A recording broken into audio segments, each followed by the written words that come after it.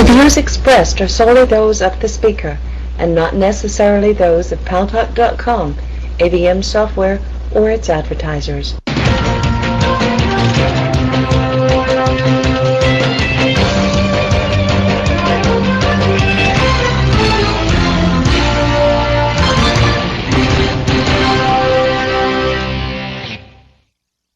News Talk is online. News Talk Online is a production of Paltalk.com, the largest multimedia interactive program on the internet with more than 4 million unique users, on demand on iTunes and on YouTube, and on my blog, GaryBaumgarten.com, where you're encouraged to post your comments. Whether you agree with yours truly or not, no retribution, and thanks to our good friends at CRN Digital Talk Radio. We're syndicated to an additional 12 million households. I am your host, Gary Baumgarten.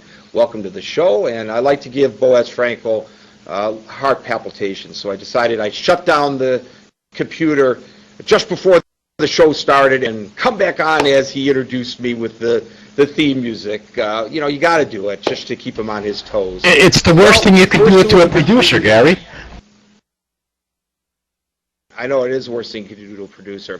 You know, first two of the big three U.S. automakers went to the feds for bailout money, a move that was considered controversial by some in itself. And now the auto suppliers have gone to the feds, saying that if you don't give us TARP money, we may fold, and if we fold, so will the U.S. auto industry. Well, the breaking news is that today President Obama said he's setting aside $5 billion to give the automakers TARP money, bailout money. It's a loan.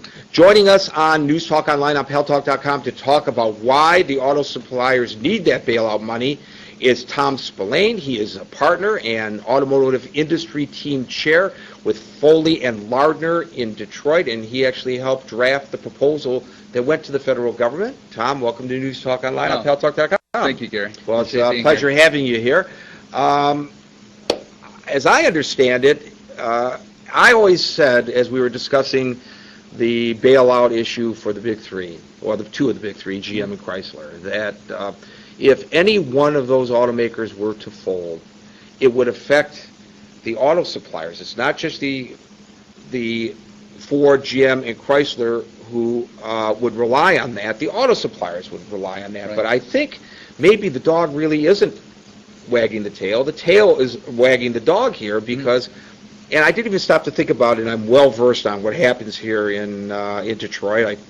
I covered Detroit for 15 years for WWJ, and before that for the Detroit News, and before that for the Michigan Chronicle, and before that for other newspapers. So I'm very well aware of how it works. But the reality is that if just one auto supplier, original auto supplier, goes out of business, not only Ford, not only GM, not only Chrysler, but Toyota in the United States, right, Nissan in the United States, they fold because if that one widget doesn't get produced, he's not producing any cars at his assembly line, right, is he? That's right.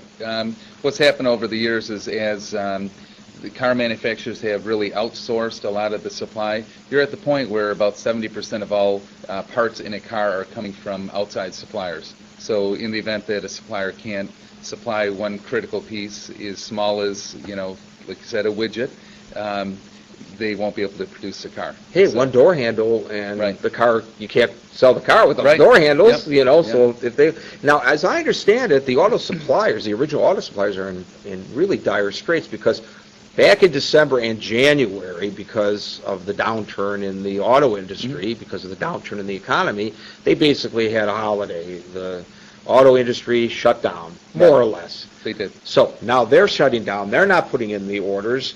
They're not producing the parts. They're forced to basically shut down the suppliers.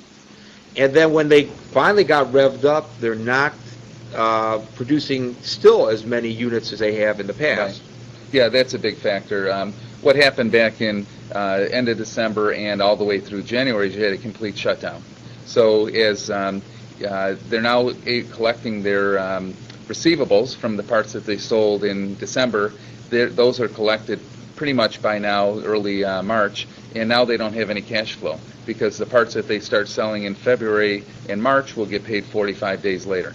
So it really creates a huge gap in cash flow during that 45-day period from the shutdown. And then, as you pointed out, with the reduced volumes, you're about a third less than what's normal, and then you're even lower than what they had estimated the production would be back in December, and then revised each month since then. Well, you know, this is an automotive town, obviously, even today, and everybody, one way or another, is reliant on the automobile industry, and you can't visit friends coming back as I have this week without running into people who are affected by this, and I'm hearing that some of the auto suppliers aren't making payroll because of this. Right. So Yeah. guys are working, gals are working, and they're not getting a paycheck. Right, and that's because it really has hit a critical point now, because the cash isn't coming in, and there's no way for them to pay payroll and any of their operating costs if they don't have the cash flow coming in. Well, why don't they So- just go to the banks and take out a loan? Right. Well, you've heard the recent credit freeze. It's alive and well in Detroit, and it's actually worse here, because if a bank has a choice to lend to any industry, they'll lend it to that industry before auto. This would be the last place they want to put new money. Well, that's to the like telling a extent- rural bank to lend to anyone but agriculture. That's just stupid. Right. But the money is going to follow where there's less risk. So they perceive right now, with potential bankruptcy risk on GM and Chrysler, that there's too much risk out there to put new money into it. Well, Tom Spillane, I don't like to talk in such blunt terms, but I will say that, and it'll come as no surprise to you, that there are a lot of people out there who are really pissed off. They don't like this bailout program at all, because, of course, the first round went to the banks, our good friends, who then used it for things that it was not intended, like Right. Corporate jets, and to buy other banks out. They were supposed to free up the Bonuses. credit, bonuses. We see what's going on with AIG, bonuses. We even see what's going on with the Big Three. Well, the bonuses were approved before all this happened. So Right. what? All this happened now. Right. The rest of us are tightening our belts. The general public is saying, when is enough enough?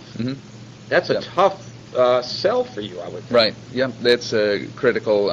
But manufacturing is so critical to the United States economy, and you have for the Big Three, there's probably 3 million direct jobs related to it through either the manufacturers or suppliers, and then there's probably a 5 or 6 time multiplier after that. If you look at the auto supplier goes out of business, his employees don't get a paycheck, they're not going to the local restaurants, they're not going to the cleaners. It has such a ripple effect through the economy. Yeah, trust me, we've been spending a lot of money in the restaurants, and they're so happy to see us. We get the best service because they don't have any other tables to wait on. Right. It's pretty pathetic. People aren't eating out because they're tightening up or they can't afford. So this $5 billion, is that right? $5 billion $5 dollars. Sounds like a lot of money, but I guess in the overall scheme of things, it's probably not that much.